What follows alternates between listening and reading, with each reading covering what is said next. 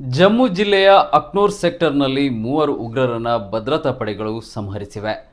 ಈ ಉಗ್ರರು ಸೋಮವಾರ ಬೆಳಗ್ಗೆ ಸೇನಾ ವಾಹನಗಳ ಮೇಲೆ ಗುಂಡಿನ ದಾಳಿ ಎಸಗಿದ್ದರು.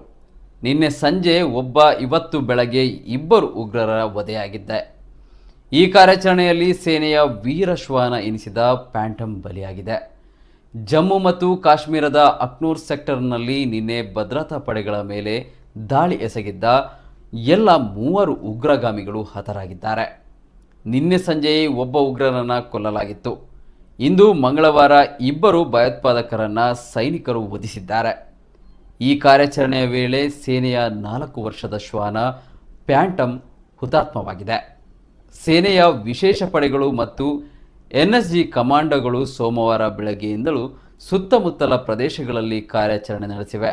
ಸೋಮವಾರ ಬೆಳಗ್ಗೆ LOC ಸಮೀಪ ಸೇನಾ ವಾಹನಗಳು ಹಾದು ಹೋಗುತ್ತಿದ್ದಾಗ ಆಂಬ್ಯುಲೆನ್ಸ್ ಒಂದರ ಮೇಲೆ ಉಗ್ರನೊಬ್ಬ ಗುಂಡಿನ ದಾಳಿ ನಡೆಸಿದ್ದ. ಆತ ಹಾಗೂ ಆತನ ಜೊತೆಗೆ ಇದ್ದ ಉಗ್ರರ ಗುಂಪು ಅಲ್ಲಿಂದ ತಪ್ಪಿಸಿಕೊಂಡು ಹೋದರು. ಭದ್ರತಾ ಪಡೆಗಳು ಉಗ್ರರನ್ನು ಪತ್ತೆ ಮಾಡಿ ಅವರನ್ನು ಸುತ್ತುವರಿಯತೊಡಗಿದಾಗ ಉಗ್ರರು ಗುಂಡಿನ ದಾಳಿ ಎಸಗಿದರು. ಈ ವೇಳೆ 4 ವರ್ಷದ ಸೇನಾ ಶ್ವಾನ ಪ್ಯಾಂಟಮ್ ಬಲಿಯಾಗಿದೆ. ಧೈರ್ಯಶಾಲಿ ಸೇನಾ ಶ್ವಾನದ ಪ್ಯಾಂಟಮ್ ನಿಜವಾದ ಹೀರೋ. ಈ ನಾಯಿಯ ಬಲಿದಾನಕ್ಕೆ ನಮ್ಮ ಸಲ್ಯೂಟ್.